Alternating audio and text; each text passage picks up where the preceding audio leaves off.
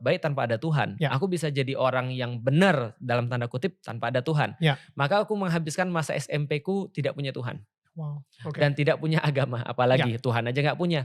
Tapi aku gak berhenti untuk berpikir. Aku suka sekali pelajaran sains karena di situ seolah-olah menyediakan jawaban kalau andaikan Tuhan gak ada, lantas seperti apa yang harus kamu yakini dalam kehidupanmu.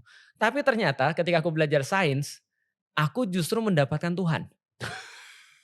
Itu anehnya. Jadi aku udah berusaha tuh gak mau bertuhan sebenarnya. Kayaknya keren gak bertuhan tuh kan ya. Lalu kemudian ketika aku belajar, aku melihat beberapa contoh-contoh sederhana, aku semakin berpikir gini, jangan-jangan Tuhan ini ada. Kenapa? Belajar fisika, belajar tentang awal mula kehidupan manusia, origins of life dan seterusnya. Awal mula kehidupan, bahkan ngelihat teori-teori dan segala macam yang ada. Aku bilang gini, sebentar, kalau andaikan Tuhan tidak ada, harusnya ada sebuah penjelasan tentang bagaimana semua ini terjadi. Dan ternyata nggak ada satupun teori yang terbukti secara sains. Lalu kemudian untuk bagaimana dunia ini ada, yang ada adalah teori untuk menjelaskan teori kenapa bumi ini ada atau kenapa kehidupan itu ada. Wow. Semua ini membuat aku berpikir jangan-jangan Tuhan ini ada.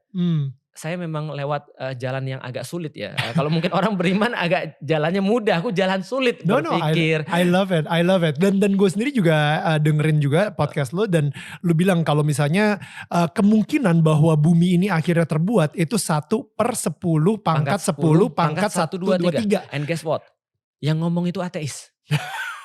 Coba bayangin, jadi dia sendiri bilang bahwa kemungkinan bumi ini tercipta secara kebetulan adalah 1/10 pangkat 10 pangkat 1, 2, 3. Yang kalau kita itu secara matematik itu merepotkan. It's more than impossible. More than impossible. Atau secara gampang aku baru nonton satu film lagi, ada satu lagi astronom dia mengatakan kemungkinan bahwa segala sesuatu tercipta secara kebetulan sama seperti kamu pergi ke sebuah pantai, lalu kamu ambil salah satu butir pasir di antara seluruh pasir-pasir yang ada, lalu tanda tangani itu butir pasir kalau mungkin, setelah itu kamu tiup.